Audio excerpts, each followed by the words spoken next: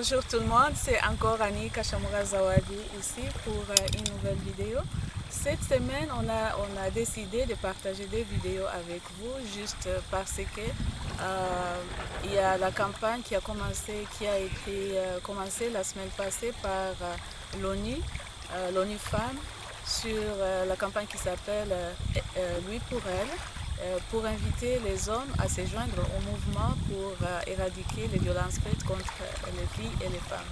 Alors nous avons décidé que nous allons faire deux vidéos cette semaine au lieu d'une vidéo pour en parler. Pour ceux qui me connaissent déjà, vous savez que nous avons déjà eu beaucoup de vidéos sur ces sujets. Nous voulons avoir les hommes et les garçons avec nous.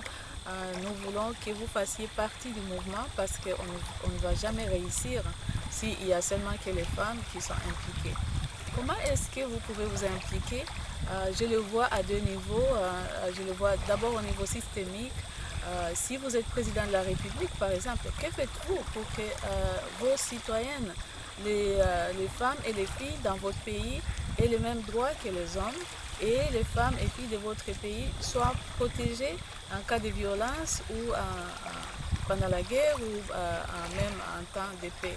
Qu'est-ce que vous faites pour ces femmes-là? Si vous êtes membre du Parlement, vous êtes député, que faites-vous pour pousser ces lois-là qui protègent les femmes et les filles dans votre pays?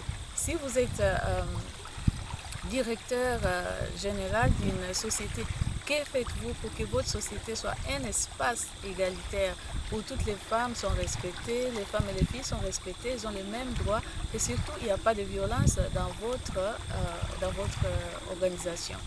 Et maintenant au niveau personnel, si vous voulez, si vous êtes un papa, un oncle, un mari, un grand frère ou un petit frère, comment est-ce que vous pouvez participer au mouvement pour terminer les violences faites contre les femmes et les filles?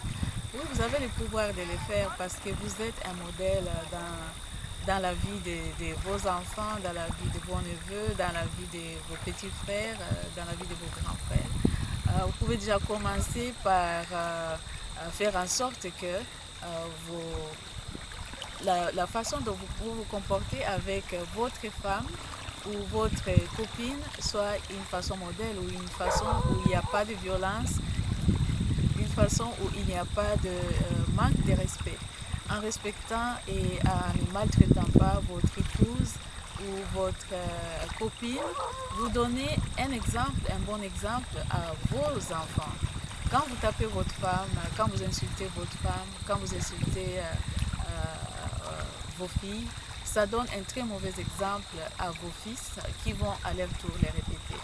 Quand vous, en tant que grand frère, vous vous comportez mal avec votre copine, ça donne un très mauvais exemple vers votre petit frère qui peut avoir envie de refaire la même chose plus tard avec sa copine. Donc vous avez une grande partie, un grand rôle à jouer.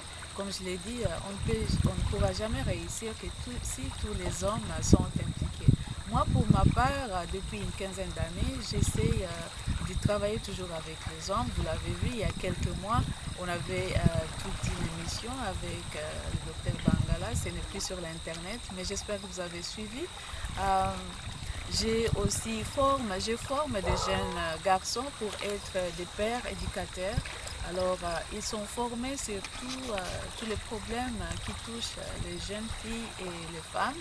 Et ils vont dans les communautés et dans leurs familles tenir des discussions et informer les gens sur ces sujets-là.